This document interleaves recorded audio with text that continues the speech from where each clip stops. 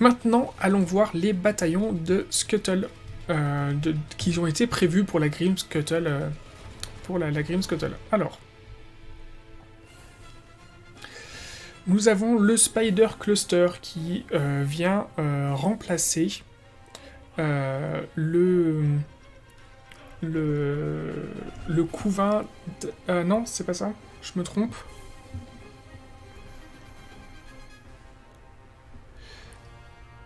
Si, c'est ça. C'est ça. Le Grim Scuttle Spider Cluster qui donc coûte 140 points. Qui coûte au lieu... Bah tiens, pourquoi je suis allé là-dessus, moi? Ah bah c'est bien, Isor, de pas avoir bien renommé les trucs. Bien joué. Non, non, on est sur...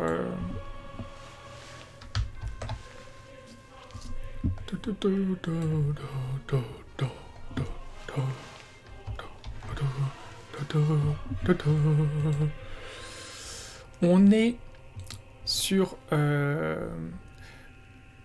Rage of Bahamut, un super animé. J'ai eu du mal avec la composition finale de certains personnages, mais l'animé en lui-même est extra. Il est extra. Il y a la saison 2 qui est sortie l'année dernière et j'ai toujours pas regardé. C'est un super animé d'heroic fantasy, de baston, trop stylé. J'ai juste pas aimé la fin parce qu'en fait, tous nos personnages, là, tous les personnages de cet animé, ils sont complètement inventés et tout ça et tout. Et à la fin, ils sont allés nous sortir deux héros. Et en fait, pour nous les signifier en disant, eh ben, cette héroïne-là, c'est la paladine chevalier de la lumière. Ils l'ont appelée Jeanne d'Arc. Et pour dire que le méchant sorcier méchant, ils l'ont appelé Gilles de Rais.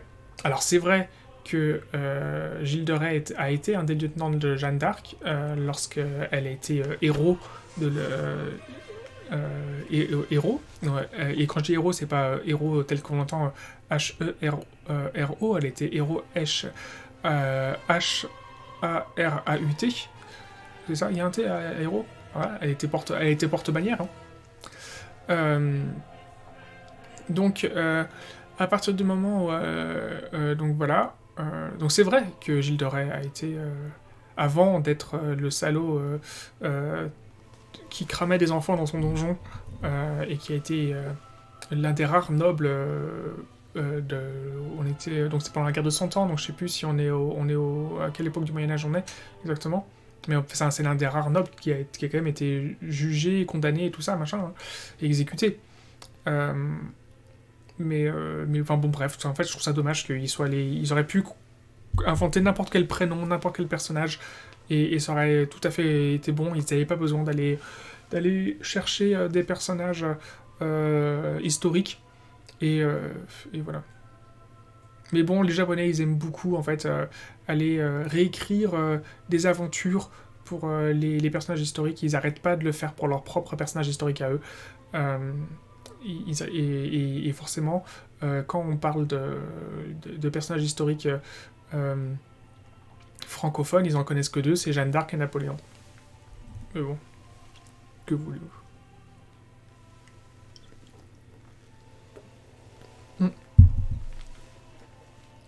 Au-delà de ça, l'animé, les dessins, la musique, etc. sont super. Et on peut tout à fait faire... Moi, j'ai fait abstraction du nom des deux personnages parce que, voilà. Parce qu'en fait, finalement, on est dans un univers d'heroic fantasy, ça n'a rien à voir avec un tant soit peu avec la réalité. C'est des noms plus symboliques qu'ils leur ont donné. Et en fait, il faut que je me fasse la saison 2. Je pense que ce sera aussi bien que la saison 1. Enfin, j'ose espérer que ce sera aussi bien que la saison 1. Bref, revenons aux araignées. Donc, nous avons le Grim Scuttle Spider Cluster, qui est donc la même chose que le couvent d'Arachnarok, sauf que au lieu de prendre 2 à 4 Arachnarok Spider avec limité entre Catatoile et Spider-Fang, on peut prendre également dans cette limitation un Web Spinner Shaman sur Arachnarok. Donc ça c'est plutôt cool. Et par contre, on échange le bonus de vous pouvez relancer les jets de touche de 1 pour les attaques effectuées par une figurine de ce bataillon qui se trouve à 6 ou moins d'une autre figurine, donc on n'a plus ça. Et à la place, vous avez plus 1 pour toucher en mêlée pour les unités. C'est assez fort, c'est même très fort. C'est même très fort. Même si ça permet pas de passer du 5+, au 6+, pour faire péter le bonus de venin des araignées, c'est beaucoup plus fort, en fait, c'est beaucoup plus fort. Donc le Grim Scuttle, je l'ai utilisé ici, il est à 140 points, je l'ai utilisé ici. Là où j'avais pas utilisé l'autre truc précédemment, là j'ai utilisé ici. Et donc j'ai allé mettre notre général, notre web spinner shaman à 280 points, j'ai mis les 140 points là, et je suis allé prendre donc une catatoile pour la forme, enfin, je vais prendre une catatoile, et 2 Arachnarok tribu guerrière à 200, de toute façon les 3 sont à 220 points, donc en vrai vous pouvez faire ce que vous voulez, mais je pense quand même que les tribus guerrières sont plus efficaces que la catatoile, parce que la catatoile, quand même sa catapulte, elle est... Et je parle pas de... Et en fait, on est vraiment en comparaison d'aptitude entre les deux. Parce qu'en fait, elle a un bonus de dégâts, elle inflige des blessures mortelles à la charge, et je pense que ces blessures mortelles à la charge sont beaucoup plus fiables que les effets de la catatoile, tout simplement. Et c'est uniquement pour ça que je préfère mettre 2 tribus à Ragnarok et qu'une seule catatoile. Mais pour la forme, voilà, il faut avoir un peu de pluralité. Ensuite, l'autre, nous avons le Grim Scuttle Nest. Donc c'est l'autre truc. Le Grim Scuttle Nest, en fait, qu'est-ce qu'il fait ? Il coûte plus cher, donc c'est l'équivalent de la colonie Skitterstrong que j'ai utilisé ici, là, qui permet de foutre des Arachnarok, Skitterstrong à 110 points.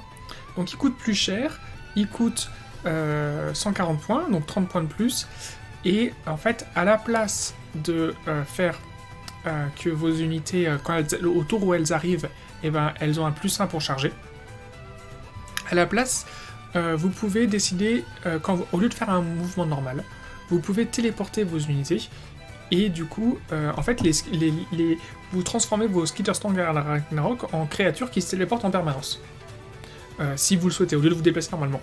Mais sauf qu'à chaque fois qu'elles se déplacent, eh ben, elles se téléportent, elles se retrouvent à 9 pouces de l'unité adverse. Et en fait, proportionnellement, eh ben, je préfère faire des charges à 8 que de me retrouver systématiquement à 9 pouces de l'adversaire. Vous voyez ? Donc, sachant que des phases de mouvement, vous n'en avez pas 36 000. Donc, vous n'allez pas pouvoir vous téléporter, puis vous déplacer pour vous mettre à un mouvement plus convenable, et moins de 9 pouces. Donc, dans les faits, ça coûte plus cher, ça coûte 30 points de plus, et je trouve ça moins pratique. Je préfère largement faire mes charges à 8, que de pouvoir téléporter en permanence mes araignées, parce que, à un moment donné, il faut quand même rentrer dans l'art de l'adversaire pour prendre les points, quoi. Et lui tomber des figurines. Donc, c'est pourquoi j'ai décidé de ne pas le jouer, parce que j'ai trouvé que c'était vraiment pas intéressant. Je suis désolé, j'ai trouvé que c'était vraiment pas intéressant. Et du coup, je ne suis pas allé chercher le super bataillon. Pour ce coup-ci, je ne suis pas allé chercher le super bataillon. Donc voilà.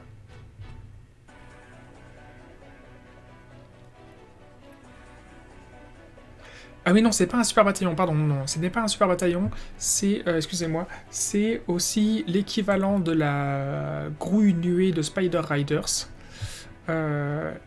qui est donc le Grim Scuttle Skitterswarm, qui coûte 140 points. Et du coup, je suis pas allé le chercher non plus, parce que j'avais pas les points. Et donc il coûte 20 points de plus que son équivalent de base. Et qu'est-ce qu'il fait ? Il fait... on peut prendre un Web Spinner Shaman à la place du Scuttle Boss, ici. Donc, au lieu de 100 points, on met 280 points, si on veut. Et au lieu d'avoir un meilleur mouvement, donc de plus d'un mouvement, et ben on peut mettre des 3 unités en réserve et les faire arriver à la fin de notre première phase de mouvement à 6 du bord de battle, à 6 pouces du bord et à 9 pouces d'un adversaire. C'est ça. C'est ça, c'est ça. Et c'est forcément à la première phase de mouvement. Et en fait, je ne l'ai pas pris pour des raisons très simples. Un, je trouvais que ça rentrait pas dans l'armée. 140 points au lieu de 120 points, je trouve ça trop cher. Et également, c'est des 3 unités qui peuvent être mis en réserve et c'est pas assez fiable. Pour 140 points, c'est pas assez fiable. C'est pas assez fiable de pouvoir de mettre que des 3 unités. Voilà. Et je suis désolé parce que j'ai complètement été donc surchargé de... Alors du coup, je suis allé chercher un dernier Scuttle Boss pour toujours, comme pour l'armée précédente, synergiser tout ça. Et on a donc nos 4 Behemoths et nos 3 lignes. Et on se retrouve du coup cette fois-ci avec 36 figurines et pas 39, sachant que là on en a 39 parce qu'on a nos 3 Ripas Narfang, sinon on serait à 36 aussi. Et donc 128 blessures pour total, et là ici 134 blessures, mais parce que... Oui, non, parce qu'en fait on a... Pourquoi? Qu'est-ce qui fait que là on a plus 14, 20, 20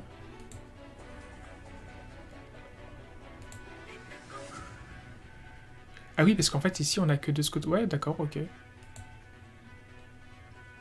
14, 20, c'est 6 134 128, oui c'est ça. Oui, en fait c'est la seule différence, c'est les ripas Narfang qui font plus de qui rajoutent 6 blessures en plus. Autant pour moi. Et on a 244 et 282, et là on est en 289 321. Donc effectivement, on a sur le papier beaucoup plus de dégâts. Mais ce sont des dégâts ici qui viennent en fait des tribus et des gobelins qui sont que des attaques en fait en 5+, et tout ça. Donc c'est très relatif. C'est très relatif hein, comme stat. C'est très très relatif. Et du coup, ouais, je suis pas allé leur chercher leurs objets magiques, alors qu'en fait, on a quand même accès à 3 objets magiques. Bon, on a les objets magiques de base qui est sur notre web spinner charmel, mais nos 2 Scuttle Boss peuvent être équipés en objets magiques. Donc, allons voir quels sont les objets magiques qu'on peut donner à notre Scuttle Boss, à nos 2 Scuttle Boss. Hein. Alors, qu'est-ce qu'on peut donner à nos 2 Scuttle Boss comme objet magique? Ouais, alors, déjà, pas le choix, il faut forcément qu'il y en ait un des deux qui est le totem de la déesse araignée.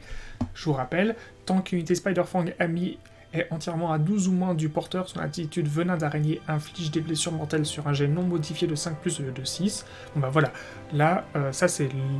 On est obligé, il est dans toutes les armées. Un des 2 Scuttle Boss aura cet objet-là, c'est sûr et certain, et quelles que soient les 2 configurations d'armée, il n'y a pas de raison, il n'y a pas une configuration d'armée qui va changer la donne, il faut forcément prendre cet objet-là. Ensuite, alors, on nous a soustrayé un objet de touche d'attaque qui est Silverwater. Bon, on prendra ça si jamais il n'y a pas mieux. Choisissez une des armes de mêlée du porteur si j'ai touche modifie d'une attaque effectuée avec une arme de donne 6. Non, c'est pas bien. Bagous qui cogne de nid une fois par taille au début de la phase de combat, vous pouvez choisir une unité ennemie à 3 ou moins de porteur sur un jet de... Non, c'est pas bien. Henri Grouilleur, une fois par taille au début de la phase de combat, vous pouvez choisir une unité sorcier ennemie sur 2+, sorcier subit des 3 blessures mortelles de plus pour le reste de la bataille, soustrayez 1 au jet de lancement de dissipation. On a déjà des bons bonus grâce au clan contre la magie en fait. Donc en fait, c'est simple, il y en a un qui va avoir le totem de la déesse araignée pour faire le venin sur 5+, au lieu de 6, et l'autre qui aura de la survivabilité, soustrayez 1 au jet de touche qui attaque la cible de porteur. Comme ça, si jamais le premier qui est très important, il y passe, et bien l'autre pourra toujours faire son attitude de commandement et soutenir les Spider Riders parce qu'il aura un peu plus de survivabilité. Voilà. Voilà. Et ben dis donc, j'ai réussi à faire tout ça en jusqu'à 23h11, donc les semaines passées, lorsque je faisais ça durait des plombes et des plombes de faire les listes d'armées et tout. Je m'en sors pas trop mal ce soir.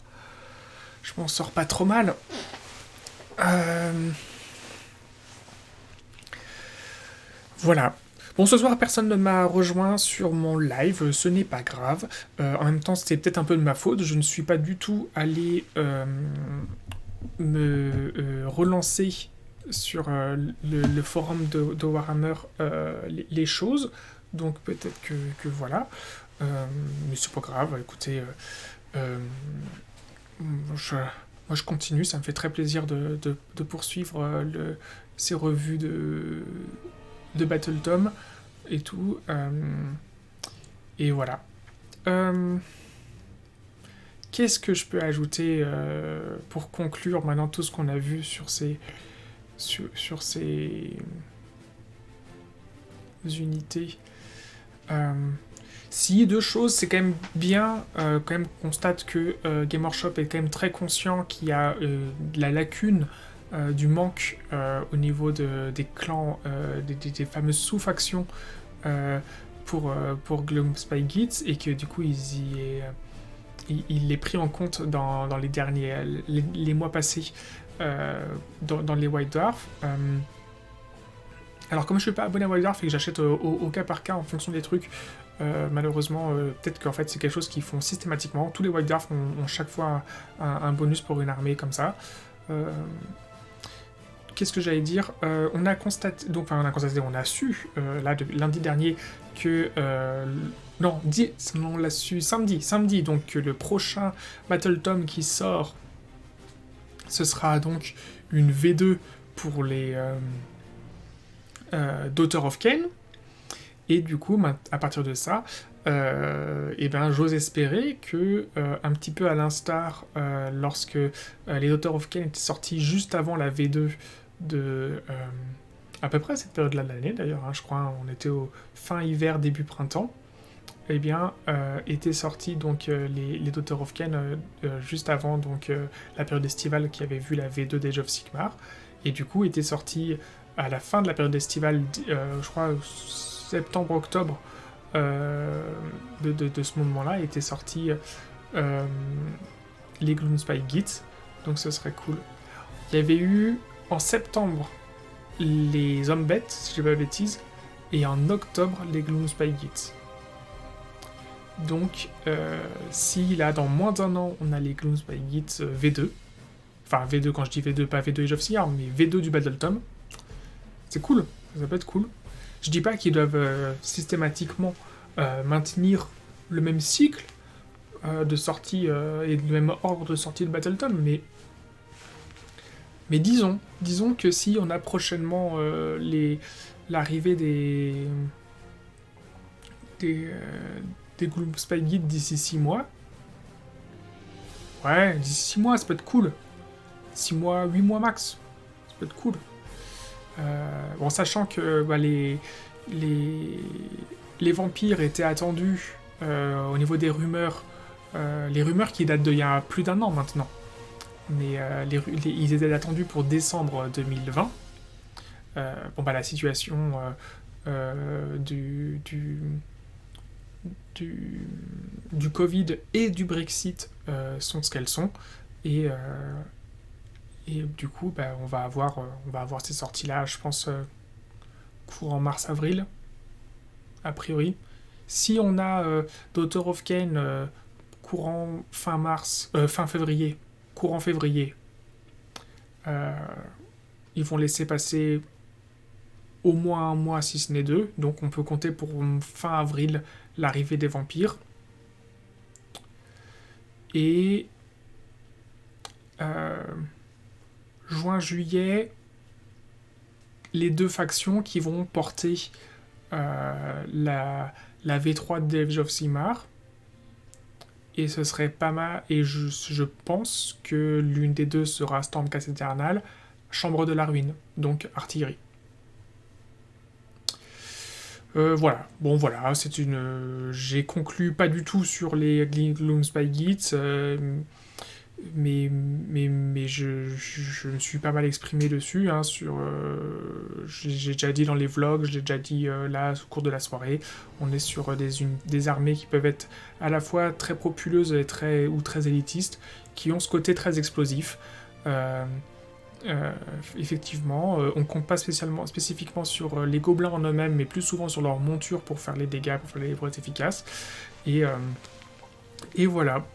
Écoutez, je vous remercie beaucoup pour votre attention. Et puis, bah, je vous dis à très très bientôt. Voilà. Et je vous mets tout ça en ligne très rapidement. Ciao ciao!